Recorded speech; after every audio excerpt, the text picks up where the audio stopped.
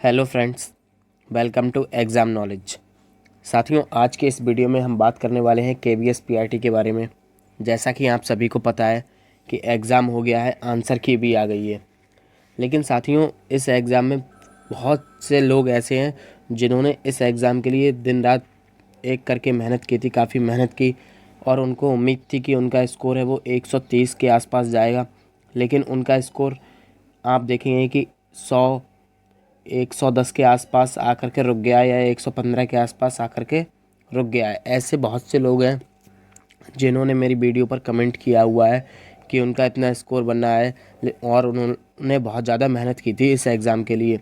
तो सबसे पहले बात करें कि केबीएस ने जो ये पीआरटी का एग्ज़ाम कराया है, एक जो एग्ज़ाम का लेवल होता है वो लेवल नहीं था इस एग्ज़ाम में। स्टैंडर्ड होता है एक टेस्ट का, वो स्टैंडर्ड नहीं था। कि ऐसा टेस्ट नहीं था कि जिन लोगों ने इसके सिलेबस के अकॉर्डिंग जो मेहनत की हो उनको फ़ायदा मिले। ये एक ऐसा एग्ज़ाम था कि देखा कि इसमें अधिकतर जिन लोगों ने बहुत ज़्यादा मेहनत की है उनका स्कोर कम रह गया है, और जो लोगों ने बिल्कुल मेहनत नहीं की थी या फिर लास्ट के एक हफ्ते में पढ़ लिया तो उनका स्कोर 125, 120, 130 इस तरह से पहुंच गया है। तो ये तो बात हुई एक पेपर के लेवल पर, और अभी आप सभी को पता है कि आंसर की आ गई है और सभी ने अपना स्कोर को चेक कर लिया है। अब बात करते हैं आंसर की। तो आप देखेंगे कि आंसर की इस तरह से रिलीज़ की गई है कि सभी जितने भी शिफ्ट में एग्ज़ाम हुए हैं कि सभी की शिफ्ट में जो आंसर्स दिए हैं वो काफ़ी संख्या में रॉन्ग दिए हैं। हर शिफ्ट में 5 से 6 क्वेश्चंस को रॉन्ग दिया गया है। तो ऐसे में अब आप सबको, जिसको भी कोई क्वेश्चन में डाउट होता है और लगता है कि ये सही हो जाएगा, तो उस पर ऑब्जेक्शन करें। एक तो इन्होंने ऑब्जेक्शन की फ़ीस ही 1000 रुपये रखी है, पर क्वेश्चन पर 1000 रुपये ऑब्जेक्शन फ़ीस है, और बहुत ज़्यादा रॉन्ग आंसर भी दिए हैं। अब बच्चा अगर 5 से 6 कोई किसी को मिलते हैं तो यानी कि उसके 4-5 हज़ार रुपये, 5-6 हज़ार रुपये वो कहाँ से देगा। लेकिन ये भी है कि यदि उसका डाउट सही होता है तो उसकी फ़ीस को भी रिफ़ंड कर दिया जाएगा। ऐसा आपने नोटिस में भी देखा होगा। तो यदि आप लोगों को लगता है ज़रूर करें, क्योंकि एक एक नंबर मायने रखता है। अब हम बात करते हैं कि कट ऑफ क्या रहेगी। तो साथियों, एक बार आप इस वीडियो को अंत तक ज़रूर देखें, और अगर वीडियो आपको पसंद आए तो चैनल को सब्सक्राइब कर देना।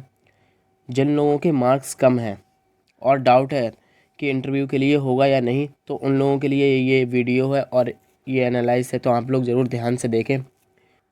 और बात करते हैं अभी आपके जो रिज़ल्ट आएगा फाइनल, ये एक आंसर की है। इसके बाद आपके जो भी आंसर रॉन्ग होंगे उनको सही करके एक रिवाइज्ड आंसर की दी जाएगी। रिवाइज्ड आंसर की के बाद आपका जो फाइनल रिज़ल्ट आएगा उसमें आपका नॉर्मलाइजेशन भी लगेगा।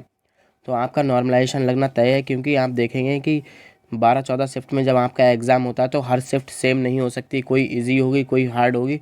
तो ऐसे में आपका नॉर्मलाइजेशन भी लगेगा। तो आप लोग अभी देखेंगे कि आपका जो फाइनल आंसर की आएगी तो उसमें 2 से 3 नंबर आपके बढ़ सकते हैं, और वहीं जब नॉर्मलाइजेशन होगा तब जिन लोगों की शिफ्ट इजी थी उनके 4 से 5 नंबर घट भी सकते हैं, और जिनकी हार्ड थी उनके 5 से 6 नंबर बढ़ भी सकते हैं। तो अभी आप ये देखेंगे। इसके बाद अब हम बात कर लेते हैं कि कट ऑफ क्या रहने वाली है। तो कट ऑफ के बारे में बात करते हैं। सबसे पहले आप देखेंगे, हम ये 2018 की जो वैकेंसी है उसके हिसाब से कट ऑफ को देखते हैं। तो आप लोग यहाँ पर ध्यान से समझिएगा कि जो 2018 में जो वैकेंसी आई थी, तब आप देखेंगे कि कुल 3000 वैकेंसी थी 2018 में, और 150 मार्क्स का तब आपका पेपर हुआ करता था। उस समय जो यूआर की कट ऑफ गई थी वो 95, यानी कि आप यहाँ परसेंटेज में देखेंगे 63% के आसपास कट ऑफ गई थी। वहीं बात करें ओबीसी तो 94, 62% पर ओबीसी, एससी 88, 58% पर। दोस्तों ये अप्रॉक्स है, पॉइंट में थोड़ा आगे पीछे हो सकता है। तो यहाँ पर हमने पूरा पूरा लिया है, इसलिए आप देख लें अच्छे से। अब हम बात करते हैं एसटी की। तो एसटी की जो कट ऑफ है वो 79 पर, यानी कि 52%, और वहीं पीएच की 83, 55%। साथियों, ये बात हो रही है इंटरव्यू के लिए।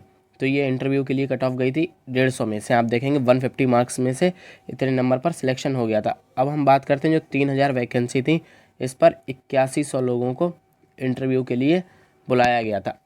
तो आप देखेंगे। इसके बाद अब हम बात करते हैं 2023 की वैकेंसी के बारे में। तो आप यहाँ पर ये देख पा रहे होंगे कि 2023 में जो आपकी वैकेंसी हैं ये 6414 वैकेंसी हैं, और इस बार जो आपका एग्ज़ाम है वो 180 मार्क्स का करवाया गया है। तो अब हम बात करते हैं, जब 3000 वैकेंसी पर 8100 लोगों को बुलाया गया था, तो इस बार वैकेंसी है 2 गुने से भी ज़्यादा। तो इस बार जो उम्मीद है कि 3 गुना लोगों को बुलाया जाएगा, यानी कि लगभग 19,000 के आसपास जो बच्चे हैं उनको बुलाया जाएगा। और हो सकता है कि ये संख्या आप 20,000 मान करके चलिएगा कि 20,000 बच्चों को इंटरव्यू के लिए बुलाया जाएगा। कम से कम 20,000 बच्चों को तो इनको बुलाना ही पड़ेगा। तो आप जब देखेंगे कि जब 8100 बच्चों को बुलाया गया था, तब 150 में से कितनी कट ऑफ गई थी? 95 जर्नल की बात हो रही है, यूआर की। और उस समय जो परसेंटेज की बात की जाए तो वो 63% के आसपास गई थी। अब हम बात करते हैं कि इस बार का जो पेपर का लेवल था उसको लोगों ने इजी बताया है 2018 के अनुसार। आप देखेंगे कि जो इस बार सभी लोग जो कट ऑफ बता रहे हैं वो लगभग यूआर की 125 प्लस कट ऑफ बताई जा रही है। ईडब्ल्यूएस की आप देखेंगे 122 प्लस, ओबीसी की 122 प्लस, एससी की 117 प्लस, एसटी की आप देखेंगे 110 प्लस और पीएच की 110 प्लस, लगभग ये कट ऑफ बताई जा रही है। अब हम देखते हैं 2018 के डेटा के अनुसार, यदि 180 मार्क्स में से हम 63% निकालें जर्नल का, तो ये यूआर की बात हो रही है। तो यूआर की लगभग 113 पॉइंट कुछ होगी, इसलिए 114 मार्क्स को रख लिया गया है। तो 114 मार्क्स पर यूआर, ईडब्ल्यूएस और ओबीसी को आप देखेंगे तो 62% पर 112 मार्क्स। एससी का आप देखेंगे तो 117 प्लस थी जो लोग बता रहे हैं, लेकिन यदि पिछली बार के हिसाब से देखें तो 58% पर 105 नंबर जिनके बन रहे हैं। एसटी में जिनके 94 नंबर 52% बन रहे हैं, और पीएच में जिनके 99 यानी कि 55% बन रहे हैं। तो ये तो हो गई बात 2018 के अनुसार। तो साथियों, अभी भी आप लोग उम्मीद ना खों, जिन भी कैंडिडेट्स के इसके आसपास मार्क्स बन रहे हैं, अगर इससे कम बन रहे हैं तब तो उनका मुश्किल है। लेकिन यदि किसी भी कैंडिडेट्स का यूआर में 115 और ओबीसी और ईडब्ल्यूएस की बात की जाए, तो 112, जिन लोगों के भी इतने मार्क्स के आसपास बन रहे हैं तो वो लोग भी अपने इंटरव्यू की तैयारी जारी रखें, क्योंकि अभी किसी को भी फाइनल कट ऑफ के बारे में नहीं पता है, किसी के पास भी पूरा डेटा नहीं है। तो इतने जिनके मार्क्स आ रहे हैं, इन लोगों को भी इंटरव्यू के लिए कॉल आ सकती है। और यदि आ गई कॉल आपके पास और आपने तैयारी नहीं की तो बाद में आपको बहुत ज़्यादा पछताना पड़ेगा, बहुत ज़्यादा दिक्कत होगी। और जिन लोगों के कम नंबर हैं उनको इंटरव्यू की बहुत अच्छे से तैयारी करनी, ताकि वो वहाँ पर नंबर गेन करके जो ज़्यादा नंबर वाले लोग हैं उनको पीछे कर सकें। तो ये तो बात हो गई। अब हम बात करते हैं एससी में जिनके 105 हैं, एसटी में 94 और पीएच में 99, जिन भी कैंडिडेट्स के जिनकी अपनी अपनी कैटेगरी में इसके आसपास का स्कोर है, तो वो सभी लोग अपनी अपनी प्रिपरेशन करें कि हो सकता है भगवान ने चाहा तो आपकी कट ऑफ इतनी जा सकती है, क्योंकि किसी के पास भी पूरा डेटा नहीं है। जो लोग बता रहे हैं 125 के आसपास इतनी कट ऑफ जा सकती है। अब मान लीजिए किसी के अगर 115 नंबर हैं और उसकी शिफ्ट हार्ड हुई तो उसको 5-6 नंबर का नॉर्मलाइजेशन मिला, तो उसके मार्क्स हो जाएंगे ना 120 122 के आसपास। 122 के आसपास जब उसके मार्क्स हो जाएंगे, और कोई बता रहा है कि मान लीजिए किसी के 128 आए और उसकी इजी हुई, उसके 4 से 5 नंबर कम हो गए, तो उसके भी आप देखेंगे कि 122 से 124 के आसपास आ जाएगा, तो लगभग बराबर हो जाएगा ना स्कोर। तो अभी से कुछ नहीं पता, जो फाइनल रिजल्ट आएगा उसी में सब कुछ होगा। इसलिए आप लोग जिनके भी नंबर इसके आसपास बन रहे हैं अपनी अपनी कैटेगरी में, तो वो लोग भी अपने इंटरव्यू की तैयारी जारी रखें, क्योंकि अगर आपकी शिफ्ट हार्ड होती है तो आपके नंबर बढ़ेंगे। और अभी आंसर की के बाद जब रिवाइज्ड आंसर की आएगी तब आपके 2-4 नंबर ज़रूर बढ़ेंगे। तो आप इस तरीके से देखेंगे, जिनका भी इसके आसपास स्कोर हो वो लोग भी अपने इंटरव्यू की तैयारी करते रहें।